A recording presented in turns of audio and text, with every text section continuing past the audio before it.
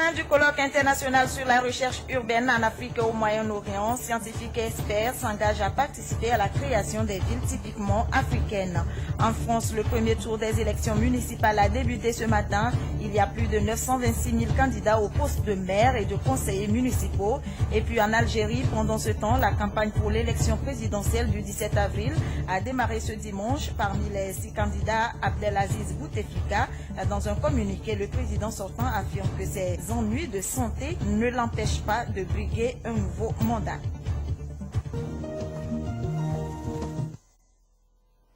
Retour dans ce journal sur la journée mondiale de l'eau, une journée d'appel à la solidarité mondiale sur l'eau avec pour thème eau et énergie. Et justement, nous sommes sur ce plateau avec le ministre de l'équipement rural, Bissoun Nabagou. Bonjour monsieur le ministre. Bonjour. À tout à l'heure. Merci beaucoup. Voilà pour les titres. Bonjour, ravi de vous retrouver pour ce nouveau journal.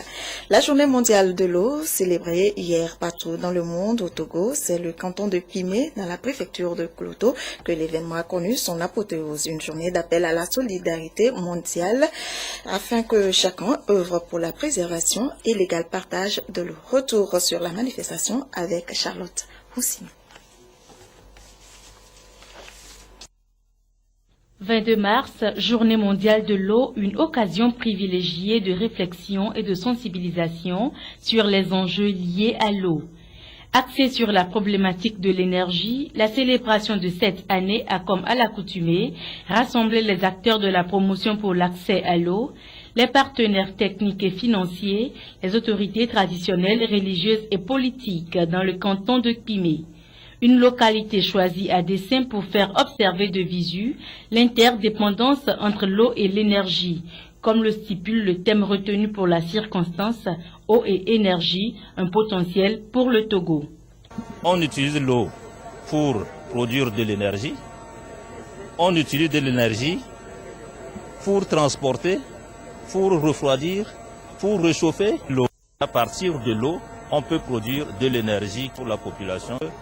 Quand on parle de l'énergie et de l'eau, c'est deux notions qui entrent dans le développement durable.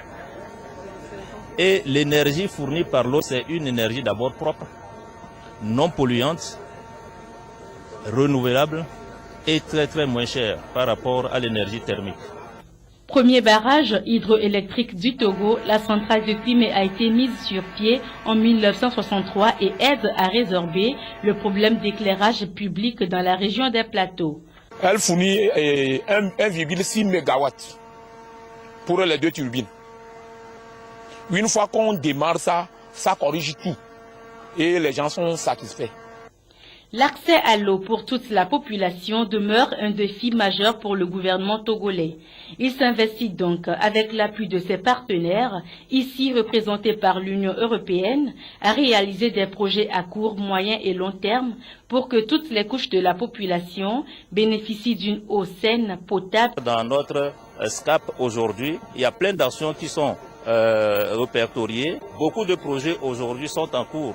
Si je prends la région des plateaux, nous avons un projet de 200 nouveaux forages à mettre en place, exactement pour les plateaux et 200 pour les maritimes. Et nous avons pour la région des plateaux environ à réhabiliter pour cette année 400 forages qui sont en panne. Le gouvernement met tout en place pour améliorer nos taux de desserte de l'eau potable à la population. Première bénéficiaire, la population elle-même a été invitée à adopter des comportements citoyens et responsables afin de réduire les actes de pollution et de vandalisme sur les bassins versants et sur les ouvrages hydroélectriques. Alors, monsieur le ministre, on vient de vous écouter tout à l'heure. Dites-nous quel est le taux de desserte en eau potable aujourd'hui au Togo, en milieu rural tout comme en milieu urbain. Merci beaucoup, madame, pour l'occasion que vous nous offrez à présenter davantage ce que mon secteur fait dans le domaine de l'eau. Il faut dire que pour les taux de desserte, il faudrait d'abord expliquer aux gens deux notions. Le fait que nous disions un taux de desserte lié à la consommation de l'eau potable, cette notion est différente du taux de desserte lié à la politique de mise en place des ouvrages d'eau potable. Par rapport à la consommation, Vous savez qu'aujourd'hui, avec l'appui des ONG, avec l'appui de nos partenaires techniques et financiers, qui ont fait comprendre à nos populations que l'eau potable, elle est nécessaire pour la santé, pour la vie. Une personne, lorsqu'elle n'a pas de l'eau potable, accepte faire 2 km, 3 km, trouver de l'eau potable pour sa consommation, quitte à utiliser l'eau autour de lui pour d'autres usages. Et pris sous cet angle, avec cette sensibilisation, comme je dis, filtrer l'eau ou bien bouillir l'eau avant de boire, c'est toujours de l'eau potable. Nous sommes, disons, en termes de taux de desserte, autour de 60% sur le plan national. Mais par rapport à la mise en place des infrastructures, la politique du pays voudrait que, dans le milieu rural surtout, que nous mettions un forage équipé de pompes à motricité humaine pour 250 habitants pour un rayon de 500 mètres. Alors lorsqu'on prend cette politique et que nous calculions le taux de desserte, nous sommes en milieu rural à 48% en termes d'accès à l'eau potable. Ça veut dire que ça, c'est lié à l'ouvrage que nous avons mis en place. Et par rapport à l'ouvrage que nous mettons en place suivant notre politique, en milieu semi-urbain, nous sommes autour de 37%, le taux est de 37%. En milieu urbain, naturellement, nous sommes autour de 43%. Alors, sur le plan national, en fonction de notre politique, nous sommes à 44% au jour d'aujourd'hui en termes de taux de desserte. À comparer avec ce que j'ai dit tout à l'heure, que par rapport à la consommation de l'eau potable, quel que soit le milieu, et ce que, suivant les enquêtes que nous avons, c'est autour de 60%. Okay. Et comment comprendre le choix du thème de cette année, eau et énergie? Oui, l'eau et l'énergie, le thème, c'est simple à comprendre. Vous voyez, il y a la conférence, d'abord la conférence des Nations Unies sur l'environnement et le développement, avait d'abord souhaité et demandé qu'on puisse choisir une journée mondiale pour plaider pour la cause de l'eau. Et le 22 décembre 1992, l'Assemblée générale des Nations Unies prenait une résolution de fixer chaque 22 mars pour la journée mondiale de l'eau. Et pour chaque année, il y a un thème qui est défini. Au jour d'aujourd'hui, vous savez que le monde entier est soumis à un déficit énergétique. Un déficit énergétique qui est tel que il faudrait que nous réfléchissions davantage sur quels moyens faut-il apporter ou quelles sont les politiques à adopter, des politiques qui soient vraiment cohérentes pour arriver à fournir de l'énergie durable. Et quand on parle de l'énergie durable, de l'énergie, en fait, en général, vous avez de l'énergie nucléaire, de l'énergie thermique, de l'énergie hydroélectrique, de l'énergie solaire, énergie éolienne. Par rapport, il y en a d'autres bien sûr, mais par rapport à ces énergies, vous allez voir qu'il y a certains types qui sont propres. Je veux dire, l'énergie éolienne, l'énergie solaire, l'énergie hydroélectrique à partir de l'eau, c'est de l'énergie non polluante, propre, renouvelable et à moindre coût. Alors que vous prenez l'énergie nucléaire aujourd'hui, tout le monde a encore en tête le fameux Fukushima au Japon, avec les radiations, toutes les conséquences que ça comporte. Et l'énergie thermique qui est également polluante. Quand vous allez, lorsqu'on met notre contour global en fonction, vous voyez toute la fumée que ça rejette avec les effets de serre, tout cela. Alors que l'énergie hydroélectrique, elle est très propre, elle est renouvelable. Ça veut dire que c'est très simple avec la crise énergétique que nous vivons, qu'on puisse donner le lien et expliquer le lien qu'il y a entre l'eau et l'énergie et qui soit une source renouvelable, moins chère, et c'est tout simplement par rapport à ça, pour répondre à ce déficit et donner le lien intrinsèque entre l'eau et l'énergie que ce thème a été défini pour conscientiser, pour demander à tous les États de réfléchir sur ce principe de lien entre les deux et faire en sorte que nous puissions produire de l'énergie durable dans le temps. D'accord. Et par rapport aux défis liés au thème de cette année, quel est l'enjeu pour le Togo? Oui, bon, l'enjeu pour le Togo, je dirais, le Togo n'est pas épargné. Lorsqu'on parle de la crise énergétique, le Togo n'est pas épargné. Si je vous donne à titre d'exemple, je parle avec la bénédiction du ministre de l'énergie, pour dire que le Togo aujourd'hui importe environ 65 à 70% du besoin énergétique au Togo. Et ces 65 à 70%, ça provient du Nigeria, du Ghana et de la Côte d'Ivoire. Le Nigeria nous apporte aujourd'hui, depuis janvier 2014, si j'ai bonne mémoire, 200 MW, alors que le Ghana nous fournit 60 MW. Et la Côte d'Ivoire nous fournit, lorsque nous sommes à des périodes d'appoint, des périodes de grande consommation, qui nous appuie avec 10 MW. Et si la Côte d'Ivoire n'a pas de réserve pour nous fournir, nous démarrons le contour global pour relayer. Donc c'est pour dire que la crise énergétique que vit le monde entier, le Togo n'est pas épargné. Et le Togo, pour être à l'abri, pour au moins être un peu indépendant, cette journée mondiale de l'eau permet à nos autorités, nous que nous sommes, à tous les techniciens dans le secteur de l'eau et de l'énergie, de réfléchir et voir les perspectives, plutôt explorer toutes les potentialités en fonction des ressources en eau que nous avons pour produire de l'énergie. Et de façon durable pour être un peu à l'abri de cette dépendance par rapport à l'étranger. D'accord, merci Monsieur le ministre. Restez avec nous, nous allons revenir à vous tout à l'heure. Merci beaucoup, à tout à l'heure. Une nouvelle association vient d'être créée par les ingénieurs agronomes du Togo. Objectif: mieux impacter les politiques nationales de développement en matière d'agriculture. Des précisions avec Yves Agbevivi. Mener des actions qui doivent permettre à l'ingénieur agronome togolais de jouer efficacement son rôle dans l'économie nationale, plus précisément dans les structures, projets et toute action liée à l'agriculture pour une autosuffisance alimentaire au Togo. Lutter pour une meilleure reconnaissance de l'importance de l'ingénieur agronome, voilà résumé les objectifs que poursuit le projet de création de l'Association des ingénieurs agronomes du Togo. Projet qui a réuni les 10 acteurs dans une assemblée générale constitutive à Atakpamé. Toutes les prises de décision du pays, au niveau de l'élaboration des politiques, de la planification, même de l'exécution des projets, l'ingénieur agronome est là-bas. Mais nous constatons que nous menons des actions de façon disparate. Donc c'est pourquoi il y a un certain nombre d'agronomes qui s'est retrouvé pour réfléchir sur le sujet, qu'il faut vraiment mettre en place une corporation et on a pensé à une association. Cette rencontre a vu la participation des responsables de l'ICAT Plateau, du Centre de recherche agronomique Savane Humide et de la Direction régionale de l'agriculture Plateau.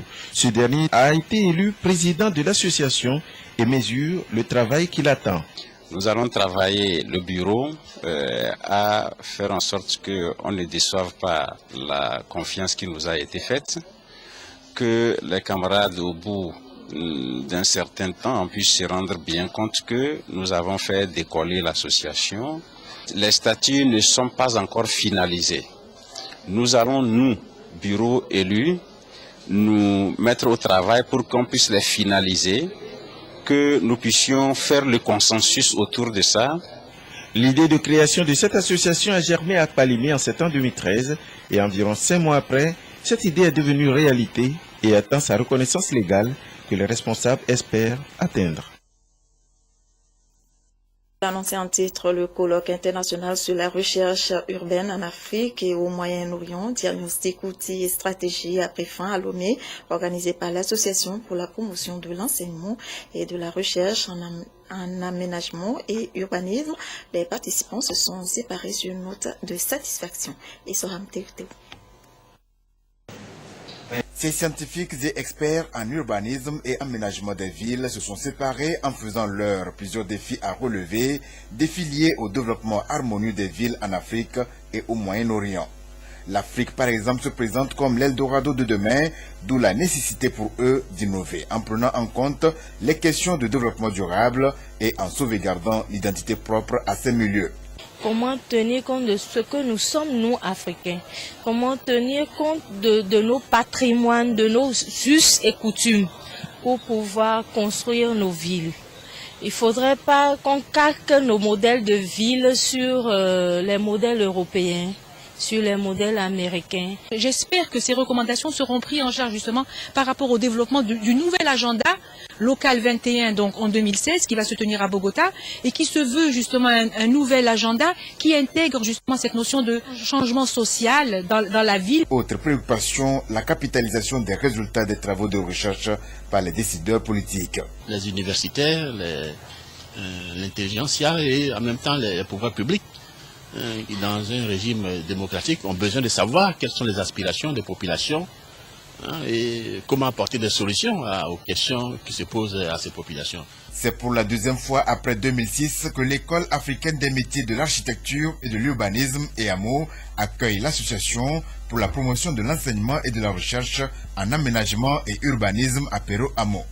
Le colloque international qui prend donc fin aura eu le mérite de proposer la création d'une revue scientifique en aménagement et urbanisme en Afrique et au Moyen-Orient, d'encourager les recherches doctorales sur ces questions et le développement de la coopération universitaire. À l'étranger, près de 45 millions d'électeurs sont appelés aux urnes pour le premier tour des élections municipales en France. Les personnalités politiques ont voté, elles aussi, ce matin. Le chef de l'État a rejoint son ancien fief de Tulle en Corrèze pour voter ce matin. François Hollande a retrouvé le bureau numéro 9, là où il avait déjà glissé son bulletin dans l'urne lors de la présidentielle en 2012. Il a longuement salué les électeurs présents. Le président sera de retour à Paris dans l'après-midi. Aller-retour express également pour le Premier ministre à Nantes, la ville dont il fut maire pendant 23 ans. Accompagné de son épouse, Jean-Marc Ayrault a quitté son devoir de citoyen peu avant midi. La présidente du Front National, Marine Le Pen, a glissé son bulletin dans l'urne à Hénin-Beaumont, dans le Pas-de-Calais. François Bayrou, lui, a patiemment attendu son tour parmi les électeurs. Le chef de file du MoDem a voté à Pau, dans les Pyrénées-Atlantiques. Enfin, Jean-Luc Mélenchon, coprésident du parti de gauche, était à Paris, dans le 10e arrondissement. D'une élection à une autre en Algérie, la présidentielle est prévue le 17 avril et la campagne électorale a débuté. Pour les 6 candidats, parmi eux, il y a le président sortant Abdelaziz Bouteflika. Il s'est exprimé hier, pas en personne, dans un communiqué. Ses apparitions sont rares depuis un accident vasculaire cérébral l'an dernier. Pourtant, à son 17 ans, Abdelaziz Bouteflika affirme que ses ennuis de santé ne l'empêcheront pas de briguer un 4e mandat. En Côte d'Ivoire, l'ancien leader des jeunes patriotes, Charles Blé Goudé, a été transféré hier aux Pays-Bas. Le proche de l'ancien président ivoirien, Laurent Gbagbo, doit être jugé par la CPI. Les procureurs de la Cour pénale internationale l'accusent de crimes contre l'humanité pour son implication présumée dans les violences qui ont suivi le scrutin présidentiel de novembre 2010 en Côte d'Ivoire. Au Ghana, après plus d'une année de cavale, Charles Blé Goudé retrouve ainsi ce 22 mars l'ancien président ivoirien Laurent Gbagbo à la haie, lui aussi en attente de son procès pour crimes contre l'humanité depuis 2011. Je voudrais simplement dire que nous saluons d'abord la coopération entre la Côte d'Ivoire et la CPI, parce qu'en son temps, nous avons dénoncé que la Côte d'Ivoire reniait sa signature. Et donc aujourd'hui, c'est chose faite. Toutefois, la décision du gouvernement et de la Cour pénale internationale sur le transfert de Charles Blé Goudé divise la Côte d'Ivoire. De nombreux observateurs dénoncent une justice à un sens qui pourrait compromettre la réconciliation nationale. Ce qui nous inquiète aussi, parallèlement au transfert, c'est que nous avons dénoncé les violations des droits humains qui ont été faites dans les différents camps. C'est-à-dire, je parle du camp du Rwanda, du camp du président Ouattara. Et aujourd'hui, tous les mandats d'arrêt qui ont été émis sont tous du camp du président Gbagbo. Donc, nous demandons avec diligence que la CPI se penche sur, bien entendu, les mandats d'arrêt qui devraient être émis dans le camp du président Ouattara. Sinon, auquel cas, nous disons que si ça s'arrêtait à cela, alors que la CPI ne va pas être bien vue en Côte d'Ivoire, et c'est comme si c'est une justice sélective qui est en train d'être faite en Côte d'Ivoire. La date de l'audience de la première comparution doit être fixée d'ici la semaine prochaine par les juges de la Cour pénale internationale. Un agenda sera ensuite défini pour confirmer ou non les charges retenues contre Charles Blé Goudé. De retour sur ce plateau avec notre invité, Monsieur le ministre, est-ce que le Togo dispose de ressources en eau suffisantes pour sa survie? Je dirais oui, puisque s'il faut partir de la pluviométrie, il tombe environ sur le littoral 800 mm par an et dans les régions montagneuses 2000 mm. Et grosso modo par an, si nous suivons nos évaluations, ça fait 70 milliards de mètres cubes par an qui tombent sur le territoire togolais. Et en termes de ressources en eau de surface, nous avons environ 10,5 milliards de mètres cubes d'eau par an, et pour les eaux souterraines, ça fait environ 9 milliards de mètres cubes d'eau par an. Certes, le Togo dispose vraiment des ressources en eau suffisantes pour sa survie. Seulement, il faudrait la mobiliser et pouvoir donner pour chacun des utilisateurs. Et qu'est-ce qui justifie la pénurie dans certaines régions? La pénurie dans certaines régions, pour peut-être mieux me suivre et comprendre, il faudrait que je fasse d'abord la politique de l'approvisionnement en eau potable au Togo. Surtout qu'il s'agit de l'eau potable que vous voudriez qu'on en parle. La politique d'approvisionnement en eau potable au Togo, nous avons distingué 3 milieux. Il y a le milieu urbain, le milieu semi-urbain et le milieu urbain. Le milieu rural, pardon, j'ai parlé rural, semi-urbain et urbain. Le milieu rural, qu'est-ce que la politique préconise? Nous mettons un forage équipé de pompes à motricité humaine pour 250 habitants dans un rayon de 500 mètres. Et le milieu rural est réputé comme une localité qui a une population inférieure à 1500 habitants. Pour le milieu semi-urbain, c'est les localités qui disposent d'une population supérieure ou égale à 1500 habitants. Dans ces milieux, nous mettons ce que nous appelons une mini-adduction d'eau. Mini-adduction d'eau, c'est un forage avec un château où nous faisons les ors avec un réseau de distribution, avec possibilité de branchement particulier. Et en milieu rural, le milieu urbain plutôt, le milieu urbain, c'est toutes les grandes villes et les chefs-lieux de préfecture. Là, c'est le relais est pris par la T2.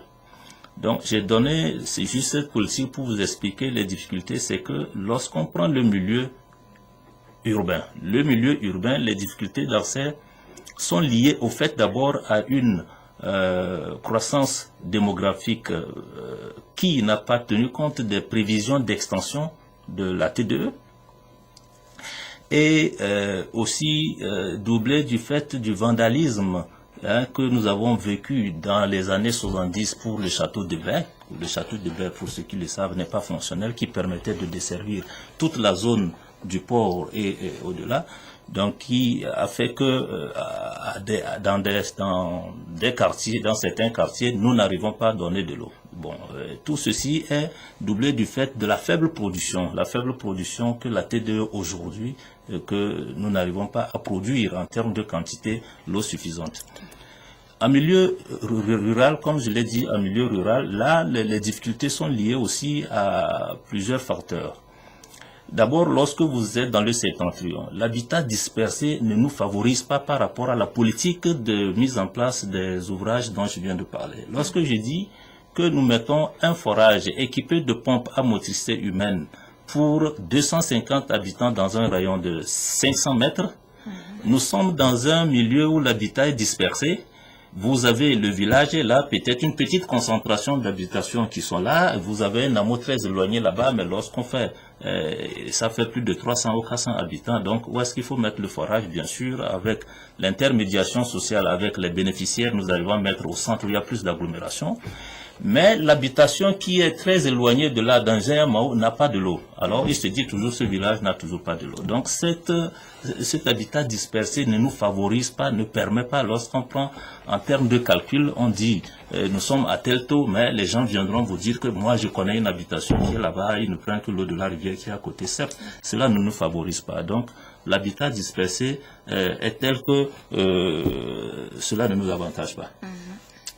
Il y a aussi toujours en milieu rural cet aspect qui est un aspect physique. Vous savez, généralement, lorsqu'on quitte le littoral et qu'on remonte, nous sommes dans le socle. Dans le socle, ça veut dire nous n'avons pas des nappes aussi piégées comme nous l'avons au niveau du littoral. C'est juste des fractures dans le socle, dans les roches qui permettent, nous guettons des fractures dans les roches pour pouvoir capter de l'eau et donner à la population. Or, il arrive, il y a des milieux où nous n'avons pas de ces fractures, si bien que nous tapons à sec. Nous avons beaucoup de biseaux secs. Il y a de certaines zones, les forages, nous ne trouvons même pas de l'eau, ou voire le débit peut-être à peine 1 mètre cube qui ne peut même pas quand même alimenter. Il y a cet aspect physique aussi qui rend difficile la possibilité de donner de l'eau à la population. Il y a aussi toujours cet aspect de nos cultures, où on est attaché à nos terres, où vous êtes sur une colline super élevée, peut-être les raisons historiques sont là, qui sont telles que pour faire un forage là-bas, si vous tombez par exemple ce que je venais de parler de l'aspect physique, où on ne peut pas du tout trouver de l'eau en ce milieu-là, ils vont toujours crier qu'ils n'ont pas de lieu. C'est difficile de déplacer ces gens vers des zones où il y a de l'eau, ils sont tellement attachés sur eux. Donc voilà l'ensemble des difficultés qui sont liées afin que nous avons pour donner de l'eau à nos populations, peut-être évidemment couplé du fait que si les moyens financiers suivaient, nous avions assez de moyens, on peut toujours piquer de l'eau à de grandes distances pour envoyer et servir ces populations. Mais les moyens ne suivent souvent pas. Donc voilà la panoplie, disons, des problèmes, les difficultés qui sont autour du problème d'approvisionnement en eau potable à nos populations. Et quelles sont les perspectives du gouvernement de l'alimentation en eau potable? Bon, les perspectives du gouvernement en matière d'alimentation en eau potable, il faut d'abord le comprendre à travers les orientations de notre stratégie de croissance accélérée de la promotion de l'emploi, qui prévoit déjà en son sein la réhabilitation des anciens forages qui sont là, qui sont tombés en panne, la mise en place des nouveaux forages qui sont là, le renforcement des capacités de ceux-là qui pilotent tout ce système-là, et la poursuite de tout cet arsenal qui est autour des ressources en eau. Et vous allez constater que nous mettons aujourd'hui l'accent sur la gestion intégrée des ressources en eau. L'eau ne doit plus être gérée de façon sectorielle. C'est un bien transversal dans tout, que ce soit pour l'agriculture, l'industrie, l'eau potable à tous les niveaux. L'eau ne doit plus être gérée de façon sectorielle, mais il faut le voir de façon intégrée. Et le Togo, aujourd'hui, a adopté notre loi portant code de l'eau en juin 2010, qui a dans son sein un certain nombre d'aspects qui nous amènent vers cette gestion intégrée des ressources en eau. Et en matière de sensibilisation pour préserver l'eau, que fait votre département? Oui, là, il faut peut-être le prendre sous deux angles. D'abord, la mise en place des ouvrages hydraulique, nous faisons ce que nous appelons l'intermédiation sociale. L'intermédiation sociale, il ne suffit pas de mettre l'ouvrage et partir. Je ne voudrais pas revenir sur toute la politique de mise en place des ouvrages au niveau de notre pays, pour vous dire que il fallait aller mettre de l'eau et on part, après tout, on trouve que l'eau n'était pas potable, amener un forage sans impliquer les populations, si bien que le taux de panne était élevé. Je vais juste me limiter à l'intermédiation sociale que nous faisons aujourd'hui. Ça veut dire que tout simplement, avant de mettre un ouvrage, il faut organiser la population, il faut mettre un comité autour de cet ouvrage, de ce futur ouvrage qu'on va mettre en place et qui fera en sorte que l'ouvrage sera périn. Et comment ça se passe? Il faudrait que, autour de ce point d'eau-là, que nous mettions un comité avec un certain nombre de membres, et ce comité doit disposer d'une caisse avec un minimum d'argent pour assurer le fonctionnement de l'ouvrage. Le fonctionnement, c'est quoi? Lorsque je prends le simple exemple de forage équipé de pompes à motricité humaine, il suffit qu'un ressort tombe en panne, ou c'est la baudruche, ou bien c'est il faut pouvoir changer ça. Et le comité qui est mis en place avec la caisse qu'ils ont doit pouvoir changer ça. Et tout simplement, lorsque la panne dépasse la caisse du comité, là on peut appeler une réhabilitation lourde. En ce moment, on peut s'intéresser, l'État peut voir comment est-ce qu'il peut appuyer ce comité-là. Mais c'est pour dire tout simplement que lorsque ce comité est là, eux-mêmes définissent le mode de gestion de leur ouvrage. Ça veut dire que pour prendre un seau d'eau, une cuvette d'eau, ils se disent, il faut payer 10 francs, il faut payer 5 francs, il faut payer 15 francs. Et cet argent qui alimente le qu'est-ce qu'ils en ont pour pouvoir assurer. Ça, c'était juste pour parler de l'intermédiation sociale que nous mettons en place pour assurer la pérennisation de nos ouvrages. Et il faut doubler que nous avons aujourd'hui dans chaque préfecture, nous avons un agent formant qui est chargé de répertorier l'ensemble des ouvrages hydrauliques que nous avons, chargé d'appuyer tous les comités autour de ces ouvrages d'eau en termes de fonctionnement, en termes de, qui assistent ces comités d'eau là pour qu'ils soient fonctionnels et pouvoir assurer. Nous avons une vision même, lorsque vous parlez de perspective, nous avons une vision même d'informatiser tous nos ouvrages hydrauliques partout où ils se trouvent, pour pouvoir savoir en temps réel, lorsqu'un forage tombe en panne, qu'il soit signalé au niveau de l'anse centrale, et tout de suite nous savons, attention, ça clignote que ce forage est un forage qui est tombé en panne ici, et on interpelle l'agent formant qui est installé là-bas d'aller rapidement voir ce qui se passe. Ça, c'est une vision que nous sommes en train de faire. Nous avons trouvé déjà, le projet est construit, on cherche maintenant un preneur pour en faire un projet pilote. Oui. Mais en dehors de ça, il faut dire que la journée mondiale de l'eau même constitue une sensibilisation pour nous. Il y a la journée de lavage des mains, il y a pas mal de journées qui permettent au département de sensibiliser les gens vers la préservation, la conservation et au bon comportement pour quand même gérer nos ressources en eau, quand bien même on se dit que l'eau c'est une denrée rare, que nous puissions quand même assurer le fonctionnement ou bien assurer l'approvisionnement en eau potable pour la population, que nous puissions donner de l'eau nécessaire pour l'agriculture, puisque le département aussi en charge la maîtrise de l'eau, pour que nous puissions, en termes de gestion intégrée, assurer tout l'ensemble des fonctionnalités que sont assignées à notre département. Voilà un peu ce que je voulais dire. Mais au-delà de ça, c'est pour dire que le gouvernement poursuit la mise en place des infrastructures pour l'alimentation en eau potable. Merci, Monsieur le ministre, pour ces explications et merci d'être passé sur ce plateau. Très bon après-midi à vous. Merci beaucoup. Un anniversaire, celui de la NJSPF, la nouvelle jeunesse pour le soutien au président Faure, qui célèbre 5 années d'existence. Plusieurs activités étaient au programme, l'occasion également de faire le bilan et de définir de nouvelles perspectives. Éric Dianiko, Christine Petchekialde. 2009-2014, 5 ans déjà que la nouvelle jeunesse pour le soutien au président Faure, NJSPF, est portée sur les fonds baptismaux.